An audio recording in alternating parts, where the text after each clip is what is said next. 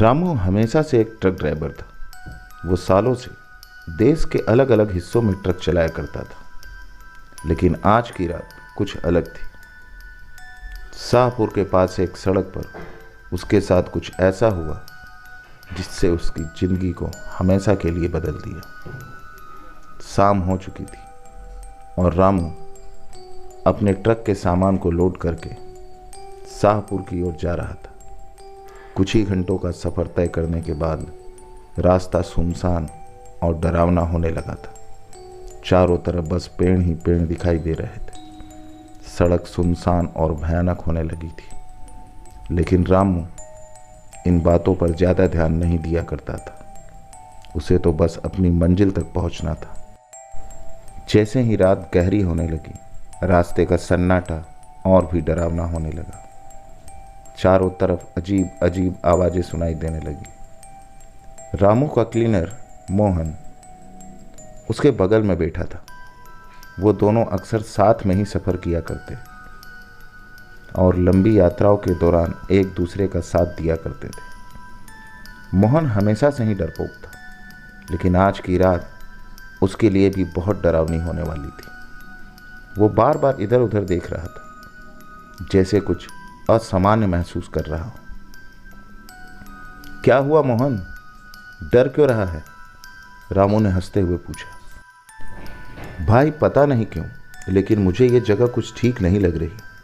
यहाँ कुछ गड़बड़ है, मोहन ने जवाब दिया। उसकी आवाज़ में चिंता साफ झलक रही थी। रामू ने उसकी बात को मजाक में उड़ाते हुए कहा, अरे तू बेकार में ही डर रहा है, ये बस रात का सन्नाटा है, ऐसा कुछ नहीं है।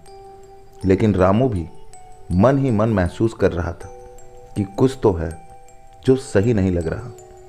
उसने ट्रक की स्पीड बढ़ा दी ताकि वे जल्द से जल्द शाहपुर पहुंच सके। जैसे ही वे एक घने जंगल के बीच से गुजर रहे थे, रामू की नज़र अचानक सड़क के किनारे बड़े बड़े पेड़ों के पीछे किसी चीज़ पर पड़ी, जो एक काया थी, जो लंबी और डरावनी थी। उसकी आंखें आग की तरह चमक रही थी। रामू ने ट्रक को धीमा किया और ध्यान से देखने लगा। वो काया अब धीरे धीरे पेड़ों के पीछे से बाहर आ रही थी। यह कोई इंसान नहीं था, बल्कि एक भयानक आत्मा थी। उसकी आंखें सीधे रामू की ओर देख रही थी, जैसे वह उसे घूर रही हो। रामू का दिल अब तेजी से धड़कने लगा, लेकिन उसने खुद को संयमित रखते हुए ट्रक को फिर से तेज कर लिया।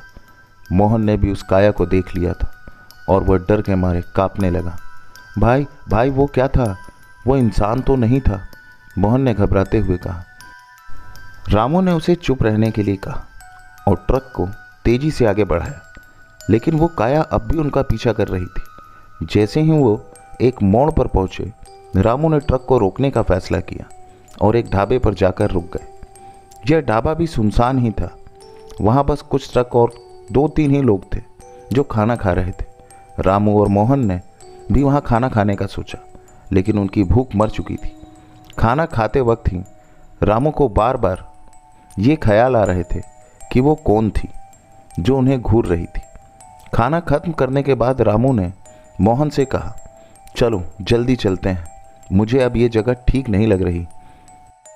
दोनों ट्रक में बैठे और रामू ने ट्रक को फिर से स्टार्ट कर दिया।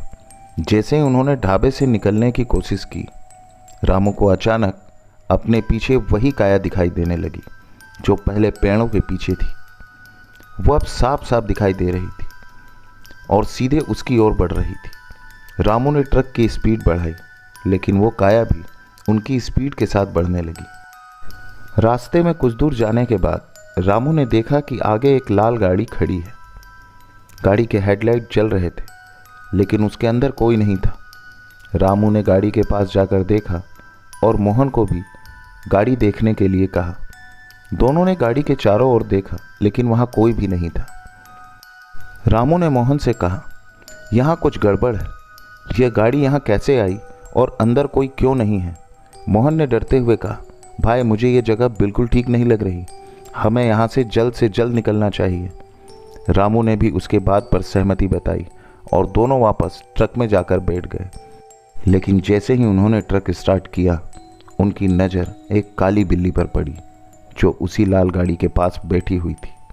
वो बिल्ली गाड़ी के पास से हटने का नाम ही नहीं ले रही थी। उसकी आंखें अजीब सी चमक रही थी। रामू का दिल अब तेजी से धड़कने लगा था। उसने पुलिस को फ़ोन किया और गाड़ी का नंबर और गाड़ी की स्थिति बताई। उसने कहा, हेलो पुलिस इंस्पेक्टर, यहाँ शाहपुरा सड़क पर एक लाल गाड़ी खड़ी है लेकिन उसमें कोई नहीं है। मुझे लगता है कि कोई बड़ा हादसा हो गया है। आप लोग जल्द से जल्द यहाँ पहुँचें। फ़ोन करने के बाद रामू ने ट्रक को तेज़ी से आगे बढ़ाया, लेकिन जैसे ही उन्होंने ट्रक को चलाया वो काली बिल्ली अचानक ट्रक के सामने आ गई और देखते ही देखते वो बिल्ली एक भयानक डायन के रूप में बदल गई। डायन के बाल हवा में लहरा रहे थे और उसकी आंखें अंगारे की तरह जल रही थी। उसने ट्रक को रोकने की कोशिश की, लेकिन रामू ने ट्रक की स्पीड बढ़ा दी और उसे कुचलने की कोशिश करने लगा। जैसे ही ट्रक डायन के ऊपर से गुजरने ही वाला था, वो डायन अचानक ट्रक के शीशे से आकर टकरा गई। उसका चेहरा बहुत ही भयानक था, जिसके कारण रामू ने ज़ोर से ब्रेक मारे, लेकिन ट्रक का संतुलन बिगड़ गया और ट्रक झटके से पलट गया। हादसा इतना भयानक था कि रामू और मोहन दोनों बेहोश हो गए। रामू की जब आंखें खुली तब वह अस्पताल के बिस्तर पर था। उसके सिर में तेज़ दर्द हो रहा था और शरीर में कई जगह चोट आई थी। जिसने उसके होश में आते ही कहा, तुम बहुत खुशकिस्मत हो जो जिंदा बच गए। तुम्हारे ट्रक का हादसा बहुत भयानक था। रामू ने अपने आसपास देखा, लेकिन मोहन वहाँ नहीं था। उसने घबराते हुए पूछा, मोहन कहाँ है? वो ठीक तो है ना? इंस्पेक्टर ने तभी गंभीरता से कहा, मोहन ठीक है, लेकिन वो अभी बेहोश है। इसकी हालत भी काफ़ी गंभीर है। लेकिन एक बात बताओ, तुमने इस गाड़ी के बारे में जो बताया था, क्या वो सच था? रामू ने हाँ में सिर हिलाया और पूरी घटना को विस्तार से बताया। उसने बताया कि कैसे उन्होंने पहले उस काया को देखा, फिर लाल गाड़ी, फिर काली बिल्ली जो डायन में बदल गई। इंस्पेक्टर ने उसकी बात ध्यान से सुनी और कहा, तुम्हारी बात में कुछ सच्चाई हो सकती है। उस सड़क पर पहले भी कई हादसे हो चुके हैं और कई लोग अपनी जान गंवा चुके हैं। लोग कहते हैं कि उस सड़क पर कुछ असामान्य गतिविधियां होती हैं, लेकिन अब तक कोई सबूत नहीं मिला है। रामू ने कांपते हुए कहा, मुझे नहीं पता कि वो क्या था, लेकिन वो कुछ ऐसा था जो हमें मारने की कोशिश कर रहा था। इंस्पेक्टर ने उसकी बात पर सहमति जताई और कहा, तुम्हें अब कुछ दिनों के लिए आराम करना चाहिए। हम इस मामले की जांच करेंगे। रामू अस्पताल के बिस्तर पर लेटा हुआ था, लेकिन उसके मन में वही सारी घटनाएं घूम रही थी। वो काया, वो लाल गाड़ी और वो भयानक डायन, सब कुछ उसकी आंखों के सामने बार बार आ रहा था। तभी उसने तय किया कि अब वो इस रास्ते पर गाड़ी कभी नहीं चलाएगा। दोस्तों, ये कहानी आपको कैसी लगी हमें कमेंट्स करके ज़रूर बताएं। अगर कहानी अच्छी लगी हो तो चैनल को लाइक करें, सब्सक्राइब करें, साथ ही में बेल आइकन दबाना ना भूलें।